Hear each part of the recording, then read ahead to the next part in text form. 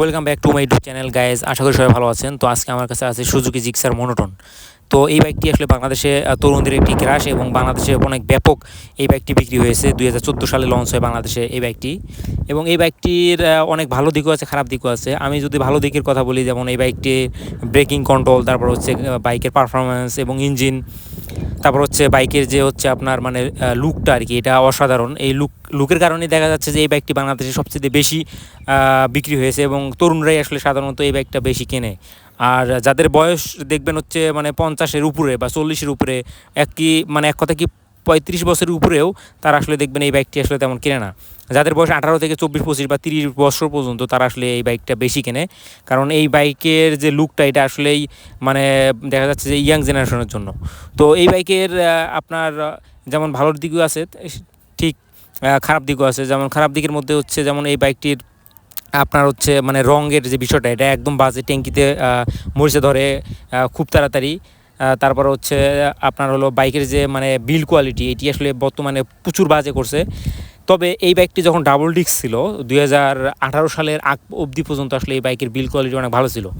তো আসলে তখন বিল্ড কোয়ালিটি ভালো থাকার পিছনে আরও অনেক কারণ আছে, কারণ ওই সময় এই বাইকটির দাম ছিল 2 লক্ষ প্লাস, 2,35,000, 2,40,000, 60ও বিক্রি হয়ে গেছে এই বাইকটি। তো বর্তমান বাজারে দেখা যাচ্ছে যে অন্যান্য ব্র্যান্ডের যে বাইকগুলো বাংলাদেশে এসেছে, তো সেই বাজার ধরতে এই বাইকটির দাম আসলে অনেকটা মানে কমিয়ে আনা হয়েছে। কিন্তু বাইকের দাম কমানোর সাথে সাথে বাইকের যে বিল্ড কোয়ালিটি, এটিও আর কি একটি ভয়ঙ্কর লেভেলের আর কি মানে খারাপ করেছে। তার মধ্যে যেমন হচ্ছে রং, আপনার রঙের অবস্থা এত বাজে যা বলার মতো না। দেখা যাচ্ছে যে একটু অল্প কিছুতেই যদি আপনি বাইক কোনো কাপড় দিয়ে আর কি ডলা দেন, দেখা যাচ্ছে যে সঙ্গে সঙ্গে আপনার বাইকের রং উঠে যায়। তারপরে দেখা যাচ্ছে যে আপনার এমনিতেই আর কি দেখা যাচ্ছে যে নতুন বাইক কিনছেন, 15-20 দিন যাওয়ার পর বিভিন্ন জায়গায় স্পট পড়ে আর কি এরকম। এবং চেসিসের অবস্থা তো আরও খারাপ, এটা তো আসলে কী আর বলবো। চেসিসের মধ্যে প্রচুর জং ধরে, মানে প্রচুর। এটি হচ্ছে আপনার WD স্প্রে দ্বারা দেখা যাচ্ছে যে অনেকেই জংটাকে পরিষ্কার করে দেখা যাচ্ছে যে আবার পুনরায় কালো পেইন্ট করে।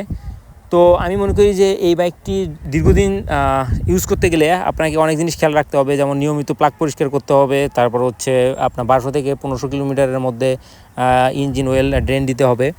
আর তাছাড়া আমি বলবো বাইকটির পারফরমেন্স অনেক ভালো। দেখা যাচ্ছে যে এর রেডি পিক আপ এতটাই যে আপনি হাইওয়েতে যে কোনো বাইককে অতি তাড়াতাড়ি আর কি মানে কনফিডেন্সের সাথে আর কি আপনার ওভারটেক করতে পারবেন।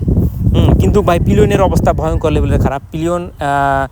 পিলিয়নের জন্য আসলে আমি এই বাইকটি না, এবং আমি বলবো যে ফ্যামিলির জন্য আসলে এই বাইকটা না। কারণ আর এই বাইকটির আরেকটা প্রবলেম হচ্ছে যে এই বাইকটিতে বডিতে খুবই ঝাঁকি আসে।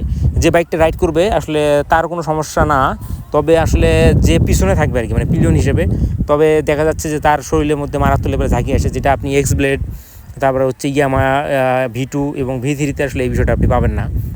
তবে হচ্ছে এই জিক্সার মনোটনের মধ্যে এই প্রবলেমটা আর কি আসে। আর একটা প্রবলেম হচ্ছে যে এই বাইকের হচ্ছে আপনার বল রেসার দেখা যাচ্ছে যে আমার এই বাইকের 7,500 কিলোমিটার রানিং। তো এই 7,500 কিলোমিটারের মধ্যে আমার এই বল রেসারের অবস্থা একদমই বাজে। মনে হচ্ছে যে রিসেন্টলি মানে অ্যাজ সুন অ্যাজ পসিবল আর কি বল রেসার পরিবর্তন করতে হবে। আর এই বাইকের বল রেসারের দাম 1200 টাকা, আপনার মানে 1000 থেকে 1200 টাকা, এটা ডিপেন্ড করে বিভিন্ন আর কি দোকানের ওপরে।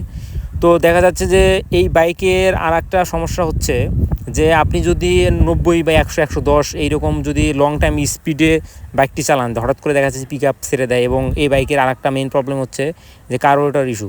কার্বোরেটরের মধ্যে যে পিস্টন থাকে, এই পিস্টনটি খুবই তাড়াতাড়ি ক্ষয় হয়ে যায়। আর পিস্টন যখন ক্ষয় হয়ে যায় তখন দেখা যাচ্ছে যে আপনার পিক আপ বারবার ছেড়ে দেয়, সেক্ষেত্রে মাইলেজও ড্রপ খায়। আর মাইলেজের বিষয়টা হচ্ছে আমি এই বাইক থেকে মাইলেজ অনেক ভালো পাই, 50 থেকে 55 মানে অ্যাভারেজ থাকে আর কি আমি বাইক যদি 70-80 চালাই।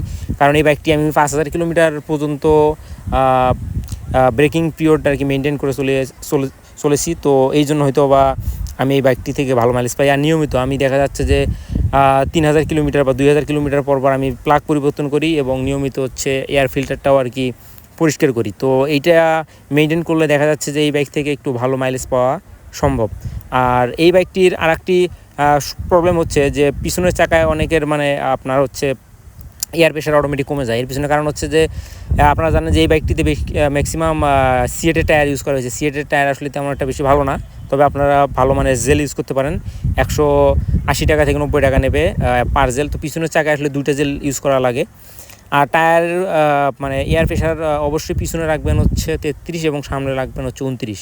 তবে অনেকেই দেখা যাচ্ছে যে এই টায়ার প্রেশারটা 33-এর জায়গায় দেখা যাচ্ছে 40 দিয়ে রাখে আর কি। তো ডাবল যদি কেউ মানে সবসময় যদি রাইড করে 2 জন সহকারে, পিলিয়ন সহকারে, তাহলে অবশ্যই 40 বা 35 আপনারা দিতে পারেন, এতে কোনো সমস্যা নেই। তবে টায়ার প্রেশার যদি বেশি হয় সেক্ষেত্রে কিন্তু আপনার স্প্রিং এবং সামনে যে শকাপ আছে, এই শকাপের যে মানে সেল আছে, এটা যে কোনো মুহূর্তে কেটে যাওয়ার সম্ভাবনা বেশি থাকে। সবাই ভালো থাকবেন, সুস্থ থাকবেন, দেখা হবে অন্য একটি ভিডিওতে। আল্লাহ হাফেজ।